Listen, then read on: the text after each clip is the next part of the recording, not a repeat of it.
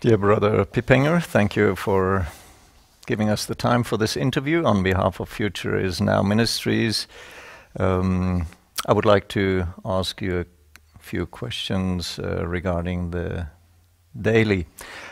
As a student, I remember reading the book Daniel and Revelation, and there was this mention of the daily, which he equated with paganism. And I said to myself, what is he talking about? And I forgot about this. It remained as a little memory in my mind. But I would like to ask you, it seemed that the daily was a unique, if not a very important concept to the pioneer understanding of the Adventist movement. Is this the case? Yeah, from what I understand, William Miller's the first person in history that recognized the daily as paganism. I'm not sure if that's so, but I've never heard that anyone else had identified the daily as paganism before William Miller. There's a current theologian that's still alive that has a very nice book on the Millerite history called The Foundation of the Seventh-day Adventist Message and Mission. I think it's the name of the book, by Gerhard Damsteed. I see. And on page 11 of that book, he informs us that the fundamental approach to Bible prophecy for William Miller was that Bible prophecy is illustrated upon the structure of two desolating powers. The first desolating power is paganism, a power that attacks God's church from the outside, and the second desolating power being papalism, a power that attacks God's church from the inside. So what he is teaching is that the basic approach to prophecy of William Miller is that he saw these two desolating powers, paganism and papalism. So if Miller had not come to recognize the daily as paganism, he wouldn't have had the foundational starting point to recognize everything else that followed. That's his primary point of reference, is the two desolating powers. Where are these two desolating powers found in Scripture? Throughout Scripture. Okay, it's not a unique expression. In Isaiah 14, Lucifer wants his rebellion. Satan wants to set himself in two places. He wants to set himself upon God's throne, representing God's political authority, and in the sides of the north, which the book of Psalms tells us is Zion. Satan wants to be seated on God's throne and in God's church. He wants to take control of both aspects of God's authority, which is church and state. So right there from heaven, you see the theme of Bible prophecy, the theme of Satan's rebellion that devolves around church and state. And pagan Rome is a symbol of apostate statecraft, and papal Rome is a symbol of apostate churchcraft. So in this regard, paganism being the symbol of statecraft, papalism, churchcraft, the whole Bible gives testimony about these two desolating powers.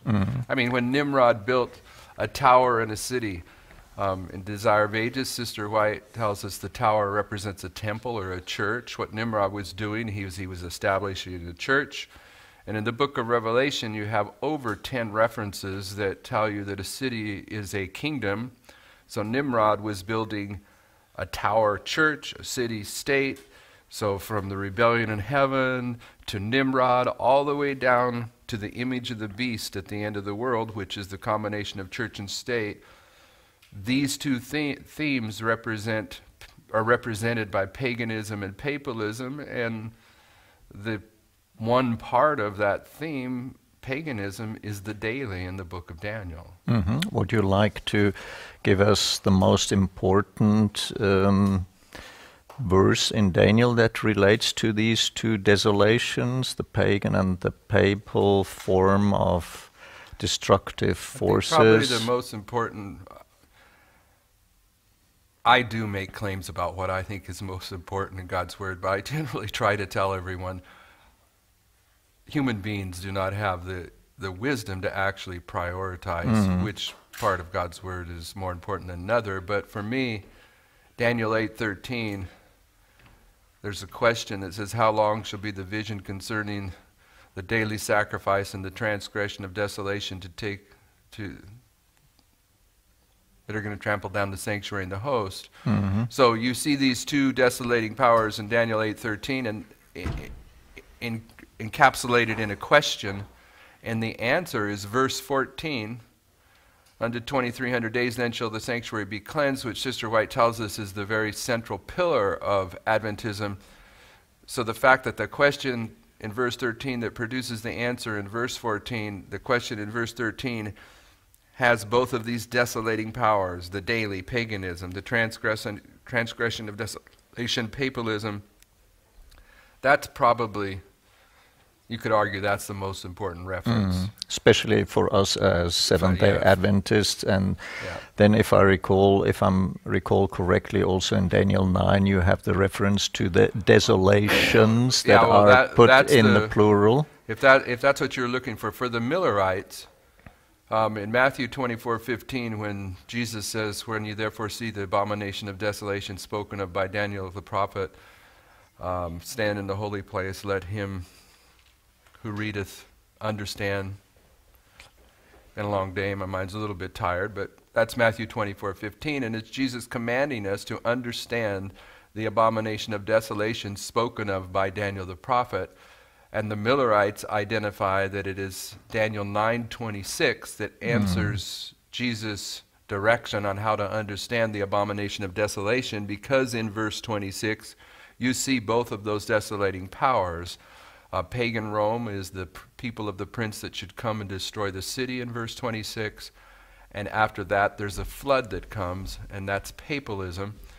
And based upon Daniel 9:26 is where Miller and the Millerites came to identify the two desolating powers, which Gerhard Damsteed says is the foundational approach to prophetic understanding of the Millerites.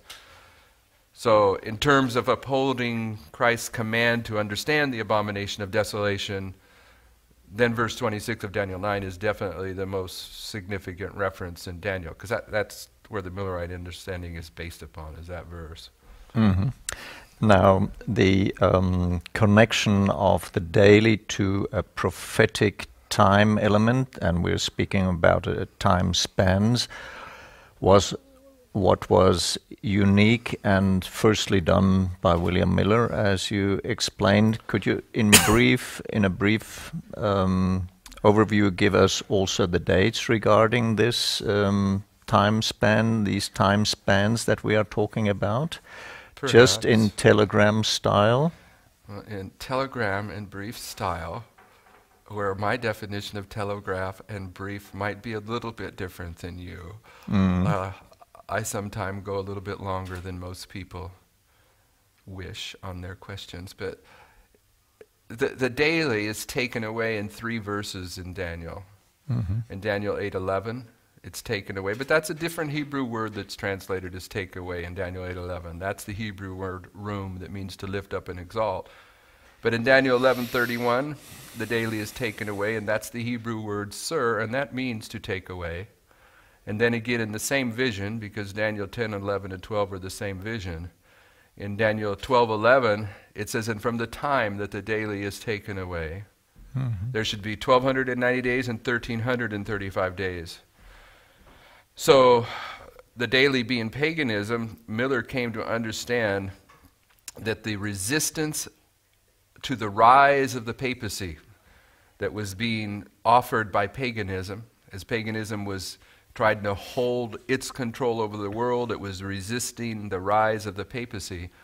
That resistance ended at the Battle of the Visigoths, which began in 507.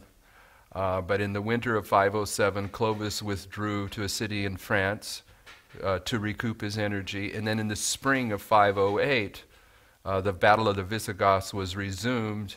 And at that point, when the Visigoths were defeated by Clovis, there was no legitimate resistance to the rise of the papacy, and that was 508.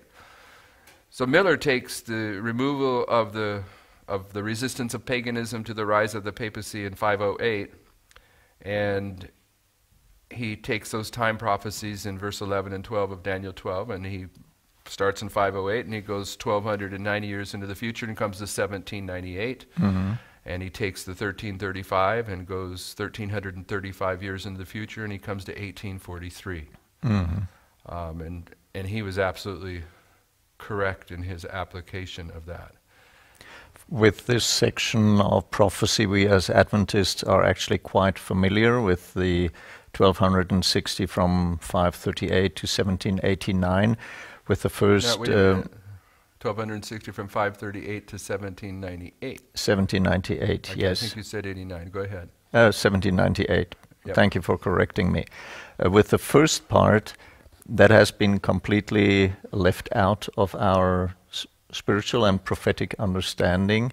That makes the pagan oppression in contrast to the papal oppression. Would you like to maybe add just a sentence there as well? Well, the Millerite understanding of these truths was pretty singular in the history of the Millerites, and it got left behind in the history of Adventism. So Adventism hasn't ever got to the point where it's willing to set aside the 1260 that begins in 538 and goes to 1798, although some of the theologians from Andrews University will argue against the 1260, like one of the famous guys, Bakioki, he actually argued for a while that the 1260 represented a history of Islam. But in the Millerite time period, there's no way that they were going to separate that 1260 from the 1290, because they understood that from 508 to 538 was 30 years of preparation time when the papacy was getting set up, and then on 538 the papacy was empowered to rule for 1260 years. The Millerites didn't recognize it, but there is a profound second witness to this in the fact that the papacy is a counterfeit of Christ, and Christ was empowered when he was 30 years old. So Christ was 30 years in preparation from his birth in 4 BC until his baptism in 27 AD is 30 years. And the preparation time period for the papacy, beginning in 508, it went to 538. There's 30 years of preparation. In 538, the papacy was empowered just like Christ was empowered at his baptism in 27 AD. And then Christ gave his testimony for 3.5 years until he was crucified. And the papacy gave its satanic testimony for 3.5 prophetic years, for 1,260 years, until it received the deadly wound. So the papacy, being the counterfeit Christ, it's governed by the prophetic history of Christ. So when you look at the prophetic history of Christ, it perfectly upholds the pioneer understanding of 508 to 538 being 30 years of preparation for the setting up of the papacy, just like Christ 30 years, 1,260 years of satanic testimony to 1,260 days of godly testimony. Then both of them die. Papacy receives a deadly wound.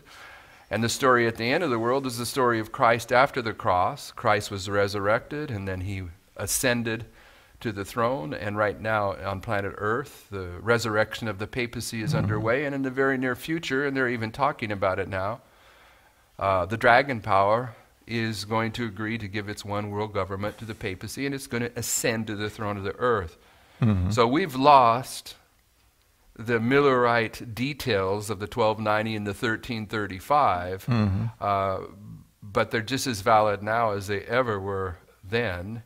And in terms of the 1335, which brings us right to the first disappointment in the Millerite history, the first disappointment, that history where the 1335 ends in 1843, it says, "Blessed is he who waiteth and cometh to the 1335 days."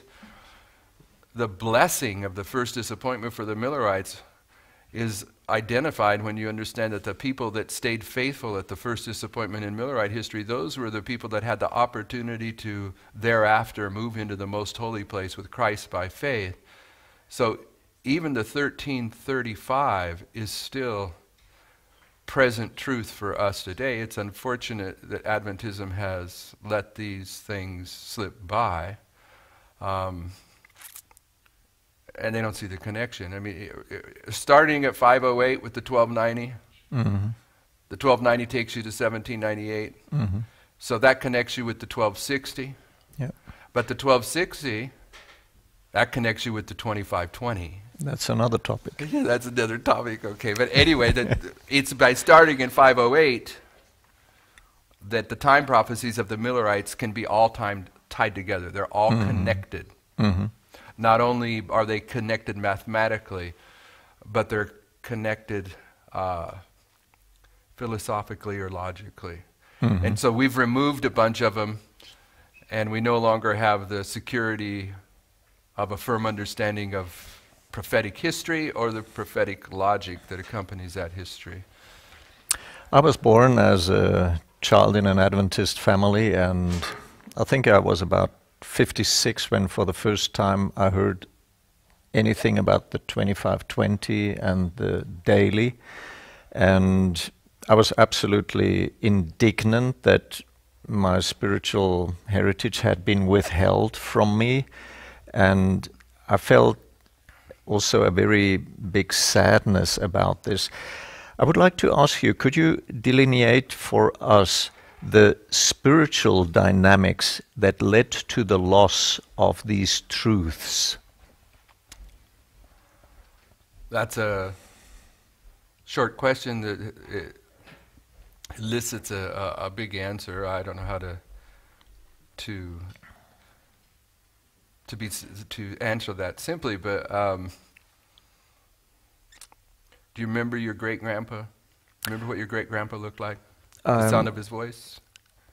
I do not know his name. I do not know what his worries were. I do not know. You don't know the name of your great-grandpa? No, I'm ashamed to say so. Do you know the name of your grandpa?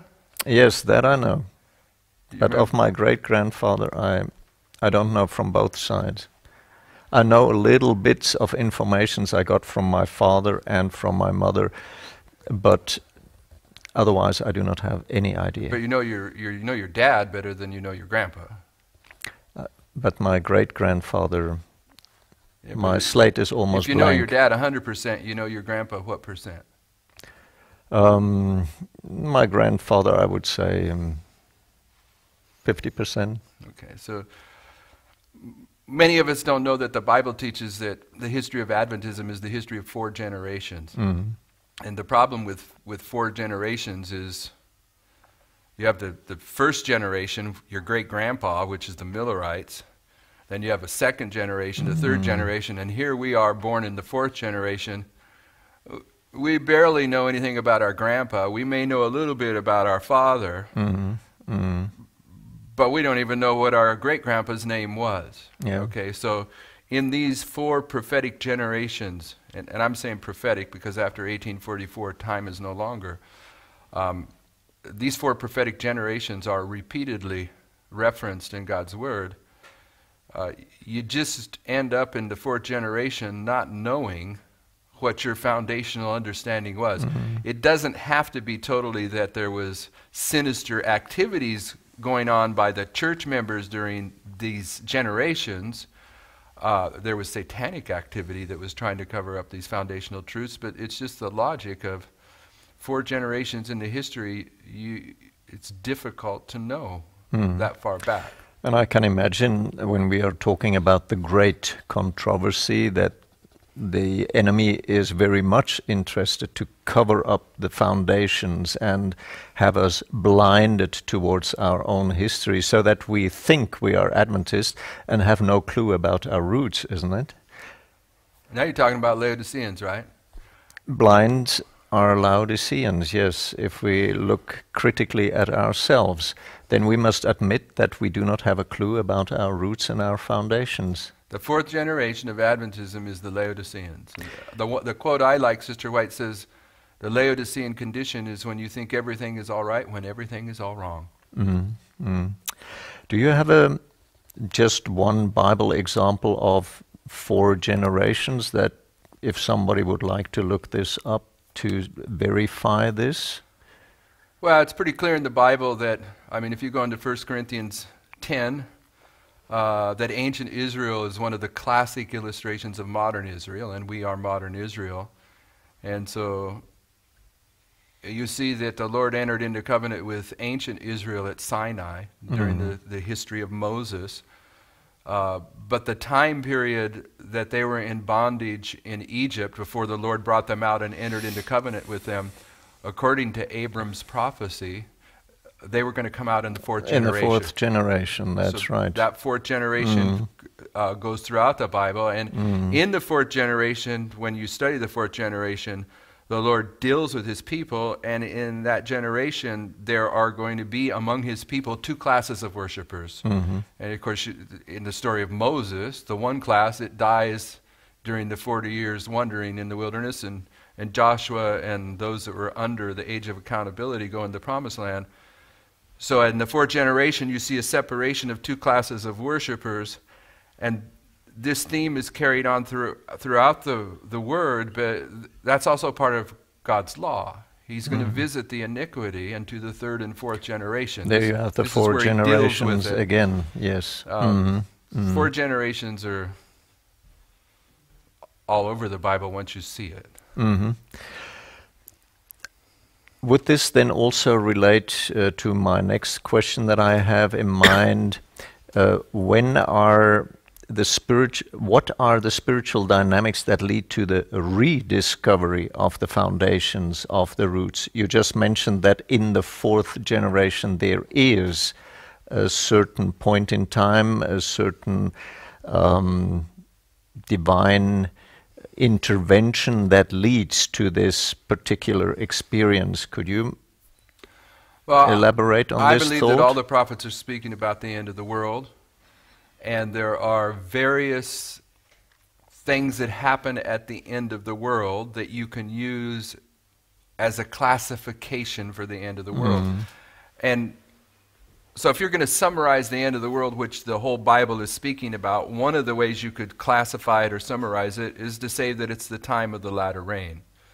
And in Jeremiah 6:16, Jeremiah is speaking about the end of the world, and he says, "Stand ye in the ways and see, and ask for the old paths, and walk therein, and ye shall find rest for your souls." And in Isaiah 28, verse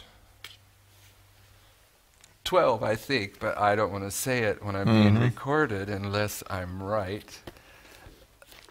Isaiah 28, verse 12, it says, "To whom he said, this is the rest." Okay, according to 1 Corinthians 14:32, the spirits of the prophets are subject to the prophets. So Isaiah is going to agree with Jeremiah. Jeremiah says if you walk in the old path, you're going to find the rest.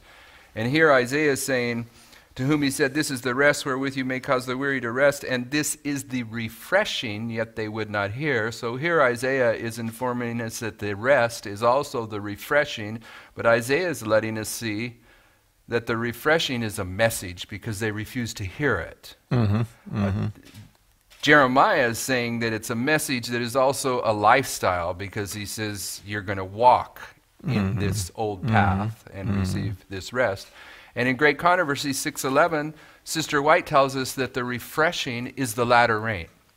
So when you bring the three prophets together, Jeremiah, Isaiah, and Ellen White, in the time of the latter rain, which is the time of the refreshing and the time of the rest, the Lord leads his people back to the old paths.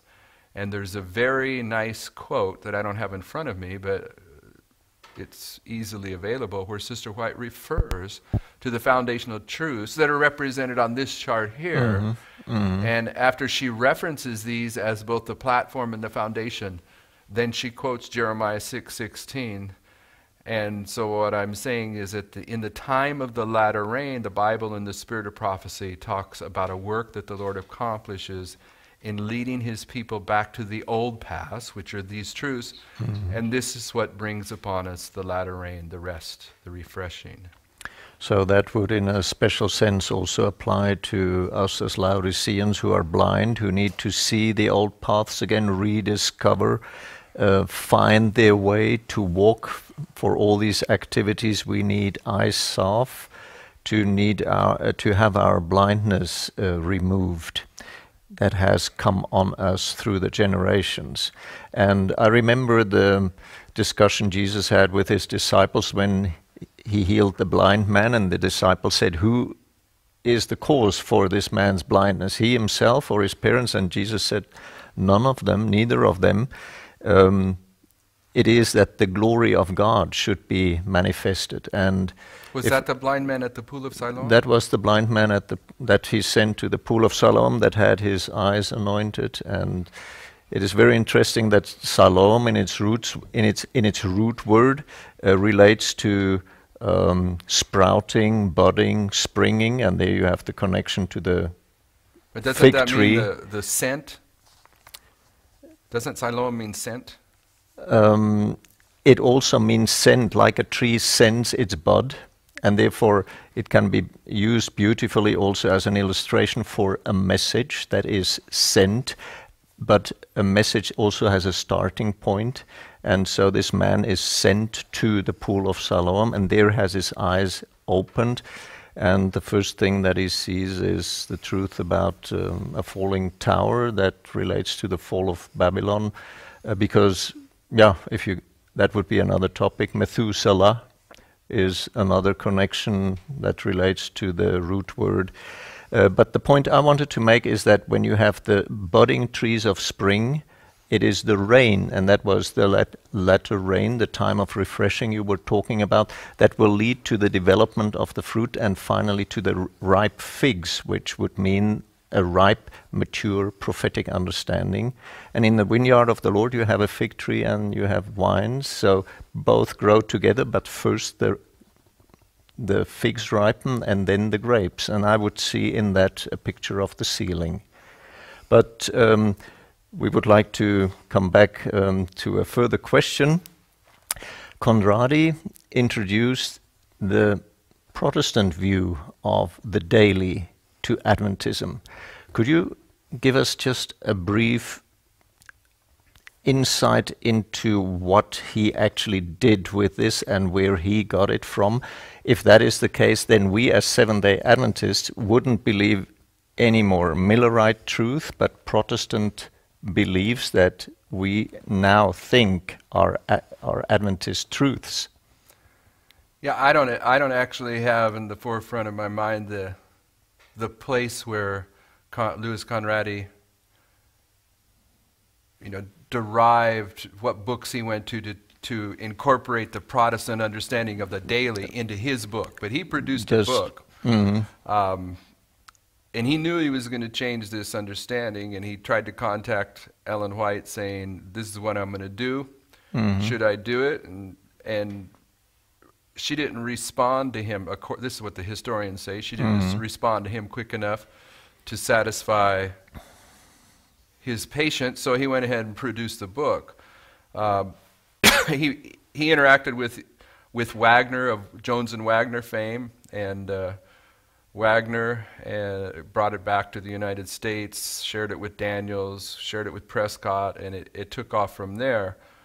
But I like in that regard the passage from manuscript releases where Sister White deals with Daniels and Prescott and their understanding of the daily, which they got shortly before that was written. That was written in 1910. Conradi brought the Protestant view of the daily in 1901. And when she's speaking to Daniels and Prescott about their understanding of the daily, which was Conradi's understanding of the daily, which is that it represents Christ's sanctuary ministry, and she tells them plainly that they received that message from angels that were expelled from heaven, and that teaching would only bring darkness and confusion. And that's all it's done in Adventism. It's taken us into the darkness of Protestant theology. But it's pretty much the standard teaching in Adventism today is that the daily is Christ's sanctuary ministry, and most of the Adventists sit in the pews and they don't have a position one way or another on the daily, and they don't think it's important. But for me, it seems obvious that it must be important because the Millerites thought the daily was a satanic power, and here at the end of the world, we're teaching it's a godly power. That's not a minor difference of opinion. One side of the issue is either calling Satan Christ or calling Christ Satan, and I think that's a pretty extreme difference. It's not a minor misunderstanding. It would lead to the fact that there are people that think they are Adventists and they believe the complete contrary to their founder fathers, isn't it? They're following a different Christ. It would be like another type of Adventism. So would you say that we could divide Adventism along this line? Well, I would say this, that the brothers and sisters some of the brothers and sisters, I don't know all of them, but some of the brothers and sisters that I do know on planet Earth that have been disfellowshipped over the past 2 or 3 years from the Seventh-day Adventist Church because they uphold the pioneer teaching of the daily and other pioneer truths, they've been kicked out of the Adventist Church. And if you were to somehow bring back to life William Miller and James and Ellen White and bring those 3 persons into those churches that disfellowshipped these people for believing the 2520 in the daily, then I think you'd have to disfellowship William Miller and James and Ellen White as well if you were going to be consistent. So the evidence is pretty clear that we have a completely different church environment than we did in the time of the Whites and the Millers. Or the other side of the coin would be if the Millerite message were proclaimed today, most Adventists would refuse that message. They wouldn't recognize it as their own. Which is a very serious consideration if we are taught that these messages that were sent and that were preached were blessed by God and guided by God, especially the first and the second angel's message. Yeah, when Sister White has a statement where she says all the messages of 1840 to 1844 are to be made forcible now, the first thing I would have someone do is go get an English dictionary and look up the word all. She says all the messages that were proclaimed from 1840 to 1844 are to be made forcible now, and all you have to do is see what messages are on this chart here. This chart here, when they produced it, they produced 300 of them, and the historians tell us that there were 300 Millerite preachers, and the historians tell us that every single one of those 300 Millerite preachers used this chart exclusively. So when Sister White says all the messages from 1840 to 44 are to be made forcible now, that's the message that's to be made forcible now. But there is several truths on that chart now that Adventism no longer wants to hear, and even is willing to disfellowship people over if they try to uphold those truths. We've total paradigm shift. And another statement she made is that while they preached this, they were totally united on the view of the daily, isn't it? Yeah. And there is then the argument that Ellen White in later years, when the discussion on the daily came up, that she sort of soothed down and played down this topic by saying it's not so important, don't use my testimonies, work it out on the Bible. Could you give us some more information regarding that time span? Well, I think you can follow my logic better if you allow me to make a premise, even if someone that's watching this interview doesn't accept the premise. The premise I'm going to put out is that what we're teaching about the daily and these foundational truths today is erroneous. Okay, so if that's true, if the pioneer position on these truths is correct, and erroneous views have been brought in to overturn the truth, then logic tells you that there has been a work by the men that have introduced erroneous views to confuse and misdirect the history of when this overturning of the foundational truths took place. So when you ask that question, you're asking about a history that begins with Conradi in 1901. Maybe you probably have to go to 1888 to identify the rebellion of 1888 that leads God's people into the position where they've already rejected the Bible and the spirit of prophecy in 1888, so now they're willing to start taking human ideas over biblical ideas. But it never stops. Every man that follows after the man before him, he finds another way to justify the introduction of this erroneous teaching. So when you go back into the history, particularly of, say, 1908 to 1915, until Sister White dies in 1915, and you look at her writings when the controversy of the daily was raging in Adventism, that controversy has been portrayed in Sister White's books and in the history books in such a way that you have to really want to understand what she's saying in order to come to the correct view of it. There was two sides of the argument. There was one side that was saying the pioneer view is right, and the other side said it wasn't correct. And I'll give you an example of what I mean, even though I haven't said what I mean yet.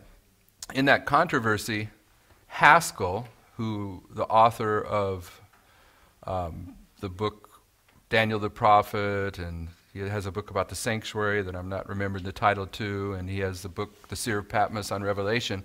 He was on the side of the pioneers. Mm-hmm. So what he did is he took this chart and he reprinted it, and on the bottom of this chart he printed a quote from Early Writing 74 where she says, I was shown that those that gave the judgment hour cry had the correct view of the daily, and he started handing out this chart, saying, you know, this chart is valid, and the men that preached this message had the correct view. Well, Ellen White rebuked him. Okay, she rebuked him for doing that. So when you go back into that history and you look at the rebukes that are laid upon Haskell and the people that were sympathetic with him, Larry Smith. Okay, Larry Smith is Uriah Smith's son. Uriah Smith's dead by this time, but Uriah Smith believes the daily just like William Miller. So he's not only defending William Miller's position, if you go back in that history, he's defending his father. Because the other side of the issue, the primary players that are pushing the new view of the daily in that controversy are Daniels and Prescott. And one of the things that Daniel and Prescott want to do is they want to take Uriah Smith's book, Thoughts on Daniel and Revelation, and they want to go in there and they want to cut out everything Uriah Smith says about the daily being paganism and replace it with their ideas. So Larry Smith is not simply defending that the daily is paganism, he's defending the integrity of his father as an author. Okay, so there's this controversy going on. So when you go back into that history, if you're not willing to take the time to make the distinction on the rebukes, then you don't get the clear picture, because if you do, if you go take Sister White's quotes that have been put in selected messages and other places and follow them back to their original sources and see who she was speaking to, then you think that those rebukes were just a general rebuke for everyone involved. But her rebukes, she was rebuking Haskell for the chart. She never once said Haskell or Larry Smith was wrong doctrinally. She said they were wrong for participating in a divisive argument that was creating division among the brethren. She was rebuking them for that. Whereas when you go back and look closely at her rebukes to Daniel and Prescott, she's not only rebuking them for being divisive, she's rebuking them because they have the wrong position on the daily. So that history takes a lot of explaining, and it takes someone that has the willingness to let history tell them what it's all about, rather than going in there with their preconceived ideas and reading what they want to read. There's so much evidence that Sister White knew and understood that the daily was paganism that is not brought forth in this argument. And for instance, there's quotes where Sister White says, on the subject of the daily, I have no light. She doesn't say it exactly like that, but she says, I have no light on this subject. You have to go back into that history and find out what she's responding to, because she's responding to a request by A.G. Daniels. And A.G. Daniels lists out everything that he wanted Sister White to give him light about. He says, in Daniel 8:11, he wanted to know who the prince of the host was. He wanted to know what sanctuary was cast down. And as A.G. Daniels writes out the things that he wants to know, and all these things are connected to the word the daily in Daniel 8:11, never once does A.G. Daniel give testimony that he asked Ellen White directly, what is the daily? He asked her what all these terms and expressions in connection with the daily were, and she looked him in the eye evidently and said, I have no light on those. But when in early writing 74, she says, I was shown that the Lord gave the correct view of the daily to those that gave the judgment hour cry. She's telling us right there, she has light on the daily. The Millerites were correct. Yep. But she was saying, the Lord hasn't opened my mind to every little detail of Daniel. Yet today, her statements that I have no light on that are inferred to be understood that she had no light on whether the daily was paganism or Christ's sanctuary ministry. But this just isn't so. You know, it's very difficult, even to go slowly, it's very difficult to explain early writing 74. People don't know it, but early writing 74 is the work of evolution, so to speak.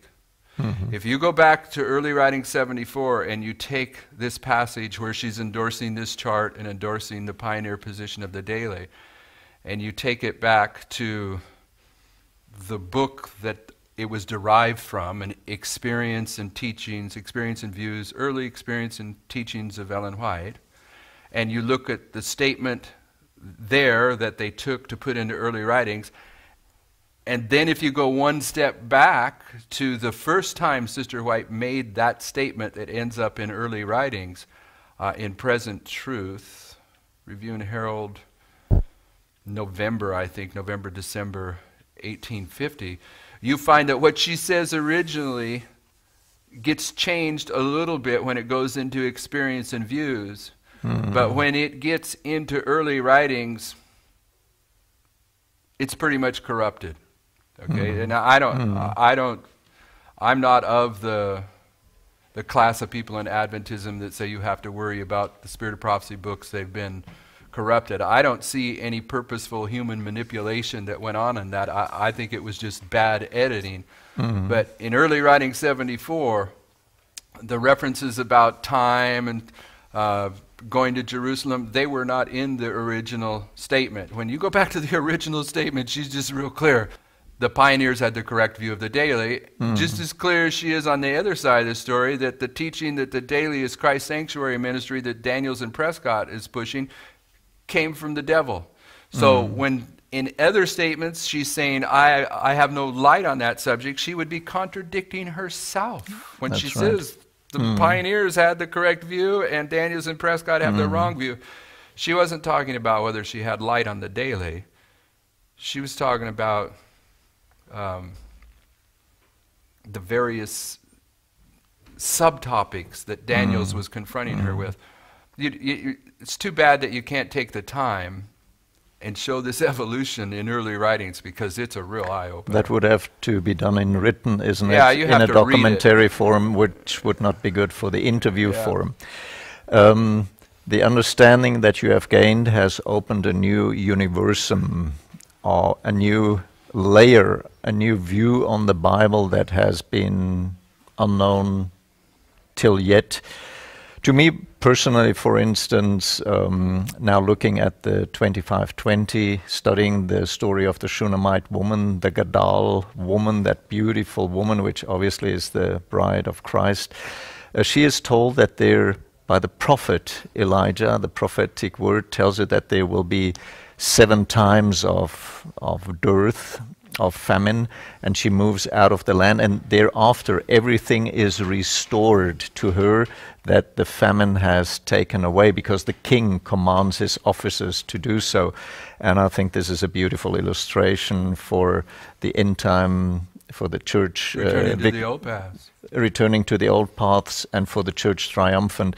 Is there an example that you love, especially regarding to the daily or the 25-20, that has touched your heart in brief, just in 1-2 minutes, that you would like to share with, that has warmed your heart, that has given you tremendous joy?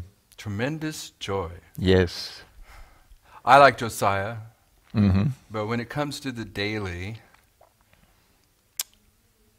it's not tremendous joy, but at least strong emotion for me is Isaiah 28 and 29.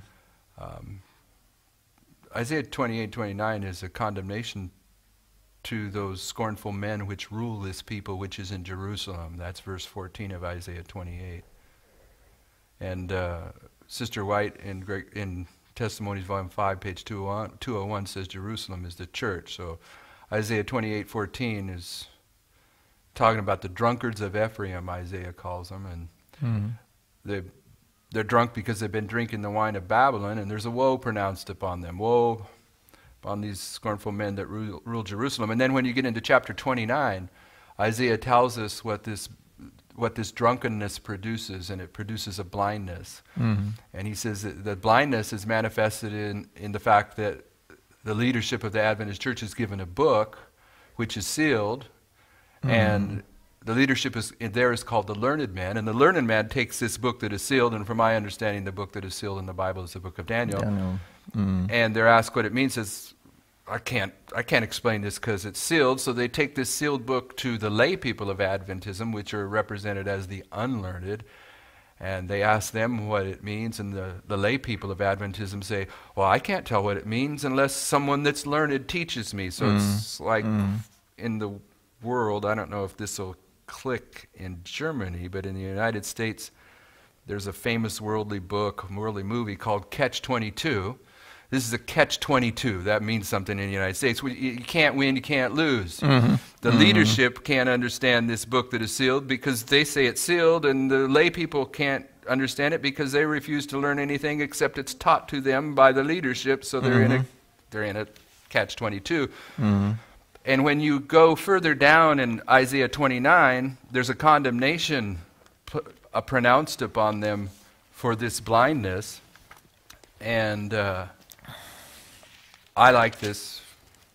I don't know if I like this, but this produces an emotional response in me, because in verse 16 of Isaiah 29, when it's pronouncing this condemnation upon them for being drunken and unable to understand the prophetic word, it says, surely your turning of things upside down shall be esteemed as potter's clay. And I've come to understand, of course I would defend this only from a broader Bible study, is that what causes the woe upon Adventism at the end of the world is they've turned something upside down. And William Miller tells us that where he discovered that the daily was paganism is in 2 Thessalonians chapter 2. So what gets turned upside down in Adventism is at the beginning of Adventism, we understood that the daily was a satanic power, but here at the end, we believe that daily is a godly power, and this is what produces a very sad example indeed. In Adventism. We must conclude this interview now, Brother Pippenger, but there's one statement on the chart that relates to the daily in opposition to the Protestant understanding, Antiochus Epiphanes. I would like you to point this out as a last mention, what the pioneers thought about this. Well, I like to note that it's mentioned on both charts. And Antiochus Epiphanes, the Millerites understood that was the Protestant counterfeit for Rome. Okay, and so they were dealing with this as they were laboring with Protestants. So it's really the only reference on that chart that isn't an actual prophecy in the Bible, and my old eyes are too far away to read it. But it says... Here in up here on 164, it says, the death of Antiochus Epiphanes, who, of course, stood not up against the Prince of Princes, as he had been 164 years dead before the Prince of Princes was born. Okay, so they were, you have this controversy going on in the Millerite history that's such a great controversy that they actually include it on this chart. Mm-hmm. But what are you trying to derive from that? I just wanted to use that as a closing statement because that is the daily sacrifice that Protestantism and maybe Catholicism sees as being taken away. Yep. I thank you very much for this interview. My privilege.